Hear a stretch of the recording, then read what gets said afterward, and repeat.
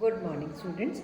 Today we will be doing the one of the specimen identification for the practical examination, that is board practical examination, and as part of that we have to do the adaptive features which are present in case of the organisms found in aquatic condition or found in water.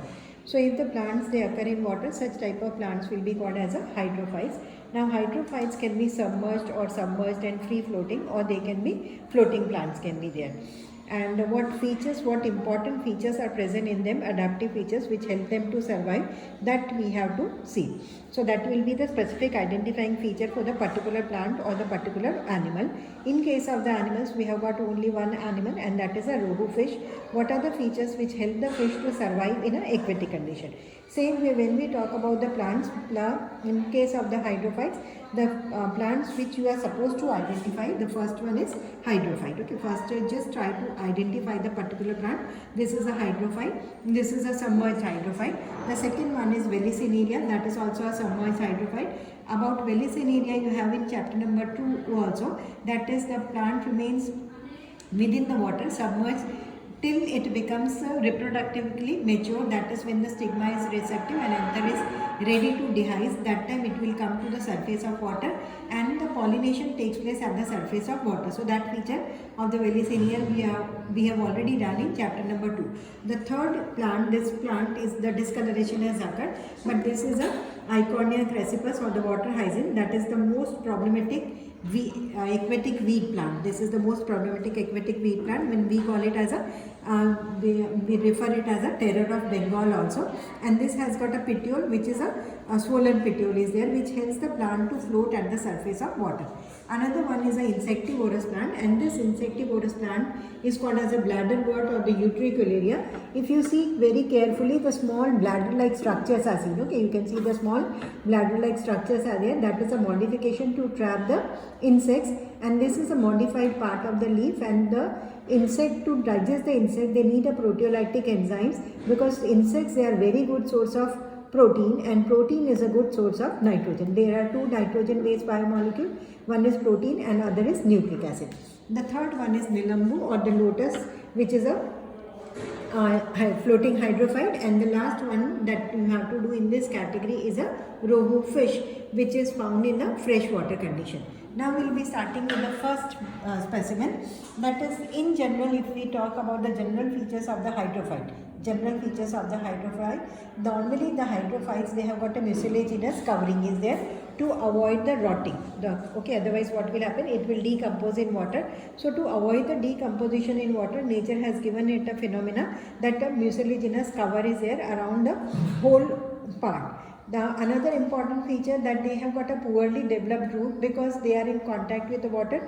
So the water and the mineral absorption can occur at the body surface also, throughout the whole surface also, and that is why they have got a either poorly developed root or root can be absent in some of the cases. If they have got a stomata, it will be towards the upper epidermis. This is very important part of the aquatic plant, that the agar stomata hoga, to stomata will be towards the upper epidermis, it will be there. They lack the mechanical tissue, because they know that it will be difficult to resist the flow of water. So normally they move with the flow of water, and that is why many of them, they lack the mechanical tissue also. Now starting with the hydrophyte, that is the first hydrophyte, and the first hydrophyte, what you are able to see over here is a hydrilla plant. Hydrilla is a submerged hydrophyte. It has got a soft and slender stem. It bears the membranous leaves, and this membranous leaves will be in the form of whorl-ke form. Okay, whorl-ke meaning you know that the circle will be there. In the circle 3 to 8 will be there, and they lack completely mechanical tissue is absent. And as I told, that they provide the least resistant to the flow of water, and they lack the cuticle also, and there is no stomata also. And the plant has got a covering of mucilaginous covering is also there. Is that clear? So that is about hydrilla. The second plant is a Vallisneria. This plant, what you are able to see, Vallisneria. Some of the features of the Vallisneria I have already told you, that they remain submerged and they come at the surface of water only for the process of pollination. Now this is the example of the submerged stolonivore flowering plant, and this grows normally in a freshwater pond. The stem is reduced and the roots are the mostly they have the function of anchoring only. The leaves are large and ribbon-like leaves are present. They lack the cuticle and the stomata also. And leaves, they do not provide any resistance to the flow of water, and the whole plant is covered by the mucilage. Okay, so that is these are the important features, and out of these features normally you are expected to write 1 or 2 features in the final examination. Am I clear? So will you be able to identify this, that this is a Velissilia. The third plant is a Eichhornia crassipus or the water hyacinth. That is the most problematic weed of the world. And in this case, you know that vegetative propagation can be through the stem, and that structure is called as a offset. That is also characteristic feature of the water hyacinth, or jalkumbhi also it is called as a. It is a floating hydrophyte which is found in the ponds. The stem is offset, and that grows prostrate, and that will help in vegetative propagation or the reproduction. It is spongy and it stores the air. You can see this part is spongy and that will store the air, and it has got a emerged leaf which are waterproof. They have got a waxy and the cuticular coating is there, which helps in preventing the rotting is prevented by that. It has got the flower color is mauve color, and it has got a thick and fleshy leaves are there. Okay, green color leaves are there, and that was the reason it was introduced into the water bodies in India, but now it has become a most problematic aquatic weed, and government has to spend lot of money to remove this weed from the water bodies before the onset of the rainy season. Otherwise, if this is there in the water body, it will not allow the water to percolate, and the groundwater recharging will not take place. Then next plant is a Utricularia or the bladderwort. This one is just try to see the features of the Utricularia or the bladderwort. It is a floating hydrophyte which grows in the lakes and the tanks. The leaves are highly segmented. They do not provide resistance to the water current. As I told you, most of the aquatic plants will not provide any resistance, and they have got a small sessile bladders which are present, and these bladders, the most important function is that they will help in digesting the insects, and that will be helping to get the protein, and protein will become the source of nitrogen. And whole plant is again covered by the mucilage. Mucilaginous covering is there to avoid the rotting or the decomposition in water.